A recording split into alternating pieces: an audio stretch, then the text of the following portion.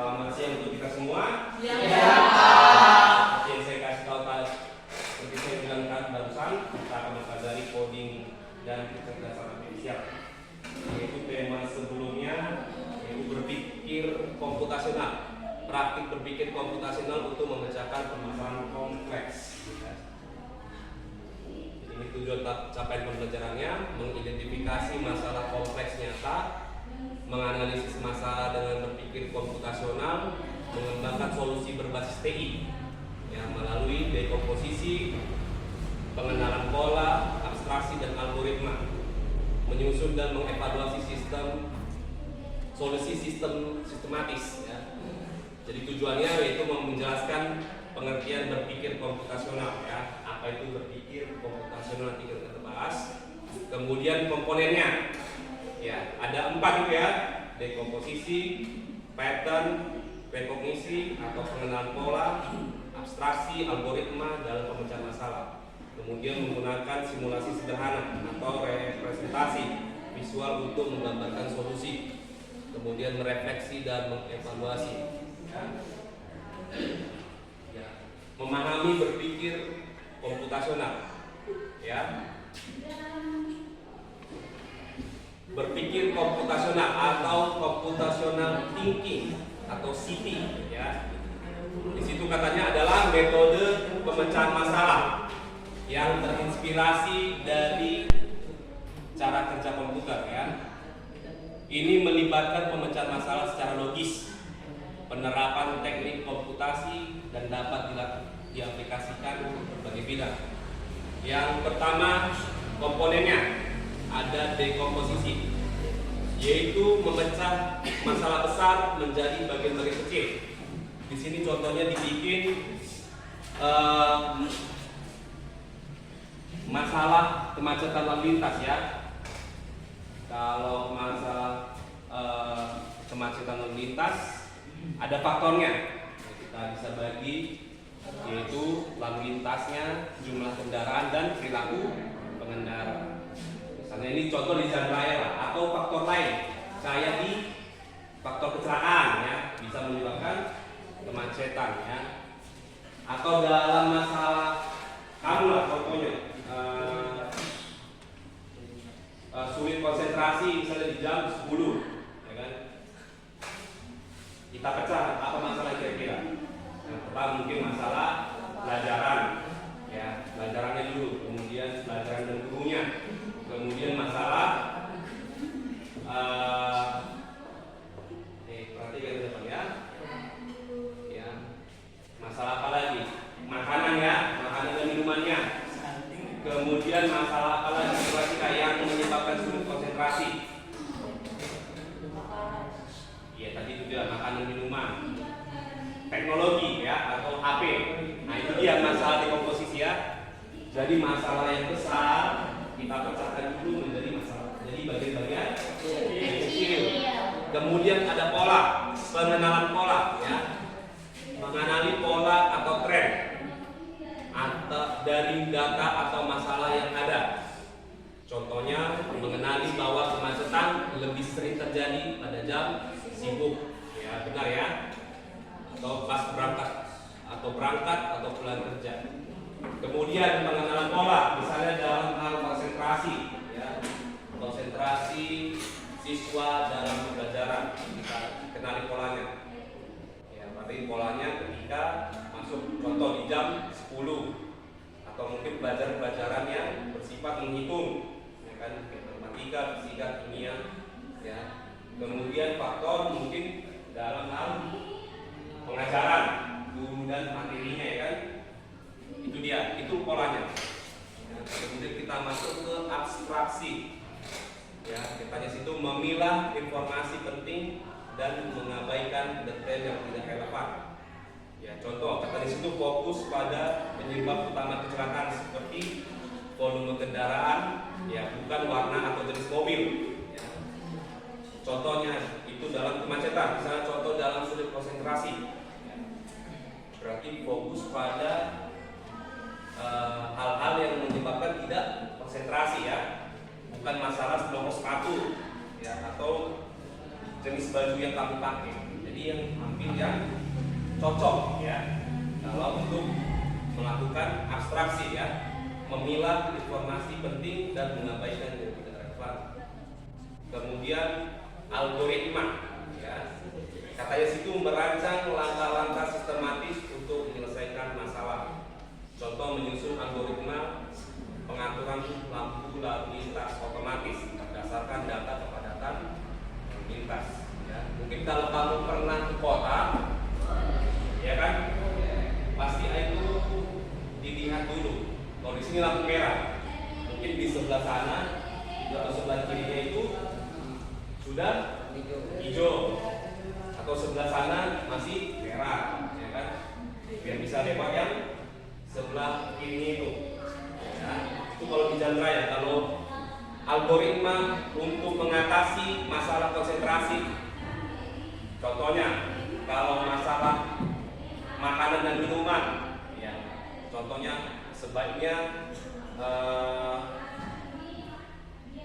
siswa makan atau sarapan pagi, ya kan? Sarapan pagi, ataupun ketika masuk jam 10, jam 11 ke atas membawa bekal ya. Pas saya hanya bawa bekal baca. Dan udah kurang jam 3 jam 4. Jadi ya, minimal bawa bekal atau bawa uang jajan yang lebih, ya. Apa itu? Kan ada lampu kuning, merah, sama itu. Apa itu lampu kuning? Lampu kuning itu artinya ya berhati-hati. Bisa saja mungkin di jalan raya memang sudah hijau, ya sudah hijau kan, sudah waktunya lewat. Ini juga kuning, misalnya hati-hati lah ya. Kalaupun ada yang mau misalnya jalan mau nyebrang, ya diperhatikan lah. Misalnya jangan terlalu kencang kali kamu ini, apa namanya, jangan terlalu kencang kali membawa sepeda motor ya. Itu artinya kuning, hati-hati ya. Ketika ada mau nyebrang, mungkin ada mau dari arah berlawanan kecepatan yang tinggi, itu dia tahu supaya berhati. Itu dia algoritma, berarti menyusun ya, menyusun langkah-langkah sistematis ya. Itu tadi masih masalah di jalan raya sama masalah sulit konsentrasi waktu belajar ya. Kita masuk lagi ke ya, ini langkah-langkah praktik berpikir komputasional ya. Mengaplikasikan berpikir komputasional melibatkan serangkaian langkah terstruktur untuk mencapai solusi yang efektif ya. Yang pertama, identifikasi dulu masalahnya atau cari dulu, temukan. Itu tadi ya, temukan dulu masalahnya. Ya, misalnya masalah, contoh lah, kita bikinlah masalah konsentrasi tadi ya. Siswi sulit berkonsentrasi.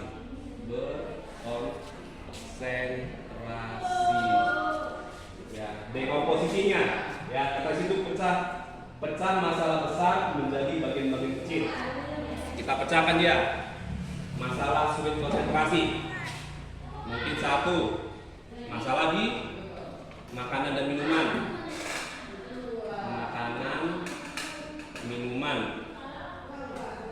Terus masalah kedua, materi ya, masalah guru dan materi pembelajaran. Atau mungkin masalah jam tidur siswa ya, jam tidur siswa ya. Atau mungkin masalah lainnya, mungkin faktor luar ya, contohnya HP ya, terlalu banyak main HP, atau mungkin diganggu oleh teman ya, teman. Kemudian polanya contohnya kalau masalah makanan minuman, mungkin dia tidak sarapan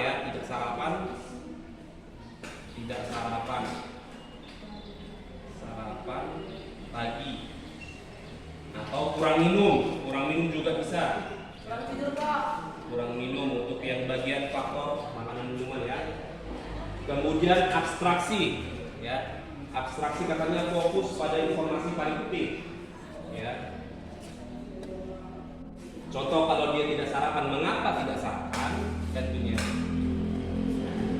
mengapa tidak sarapan ya, atau mengapa kurang minum juga, kurang minum ya. Kemudian susun langkah-langkahnya ya, kira-kira apanya solusinya ya. Mungkin kepada orang tua supaya masak lebih cepat ya, lebih cepat.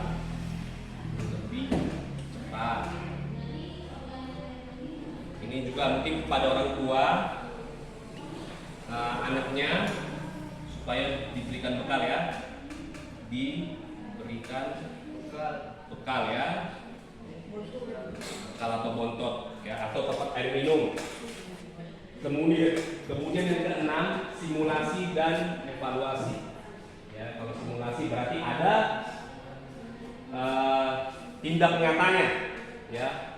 Kemudian ada evaluasi. Setelah misalnya solusi ini ditetapkan atau dilakukan, ada nggak halangannya? Ya. Misalnya kalau pada orang tua, ya, masih ada nggak orang tua yang misalnya tidak masak tadi? Masih ada nggak orang tua misalnya tidak menyediakan tempat air minum sama anaknya ya, supaya tidak hilang fokus ya, tidak hilang fokus. Kemudian ini contohnya ya, contoh penerapan berpikir komputasional dengan 4 pola tadi ya, 4 pendekatan. Yang pertama, identifikasi masalah ya. Katanya sini stok olah menghasilkan banyak sampah yang tidak terkelola dengan baik. Pengenalan polanya, sampah menumpuk pada jam istirahat ya, wajar ya, karena di situ waktunya untuk jajan ya. Kemudian banyak siswa yang tidak memilah sampah ya, memang kalau di sekolah pasti harus ada sampah, tempat 3 sampah kan, sampah organik, non-organik, sama yang B3 yang berbahaya, beracun, lupa saya B itu apa satu lagi ya. Kemudian algoritmanya, bukan. Oh maaf, ada sedikit kesalahan di sini ya. Identifikasi ya, kemudian dekomposisi ya, ini ya yang kedua ya. Analisis jenis sampah, lokasi tempat sampah dan kebiasaan warga sekolah. Itu tadi dekomposisi ya.